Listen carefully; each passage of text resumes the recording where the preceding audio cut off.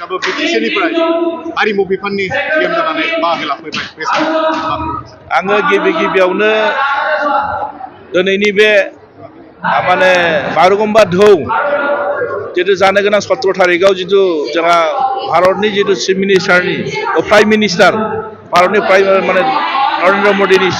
माने सिगाङाव मोनसे मोसानायनि मोनसे खाबु जितु माने बे खाबुखौ जोंनि आसामनि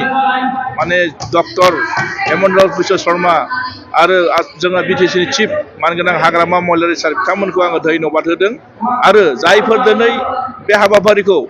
जायनि माने दैदेननायाव सोलिबाय थादों जेरै माने बर' हारिमु आफाद आरो जोंनि बाथौनि दैदेनगिरि आरो जायफोर जोंनि अफिसियेलि स्टाफ बयबो जेरैबायदि खस्थ' खालामनानै मोजाङै जितु प्रेक्टिस खालामबाय थादों बे प्रेक्टिस खालामबाय थानाय हाबाफारियाव जेरै जों बिटिसिनिफ्राय जोङो सानै इएम फैदों जोंनि मानगोनां इएम लक्ष्मण दैमारि आरो आं जों नायनो फैदों जे मारै सोलिबाय थादों आरो बिथांमोननि जितु खस्थ' मागो दमासियावबो बिथांमोना दिनै न' बां गारनानै दिनै बिथांमोना दिनै जोंनि बर'नि मोनसे सिनायथि बुहुमनि गेजेरावनो मोनसे सिनायथि वर्ल्ड रेकर्ड खालामनो थाखाय बिथांमोना जेरैबायदि मोनसे फैबाय थादों बेखौ बिनि थाखायनो आङो बिथांमोनखौ साफ्रोमबो धन्यबाद होदों आरो बिथांमोनखौ माने बिराद रोजा रोजा माने धन्यबाद होदों आरो जाहाथे उननि समफ्राव जाहाथे जों आरो बर'फ्रा बुहुमनि गेजेराव बयनिबो गेजेराव सिनायथि होजागोन बे बागुरुम्बा माने मोसानायनि जुगेदि बिनि थाखाय खोब मोजां मोनदों ओंखायनो जोंबो बिटिसिबाय जों बिथांमोनखौ खबर लाफैदों आरो थेंक इउ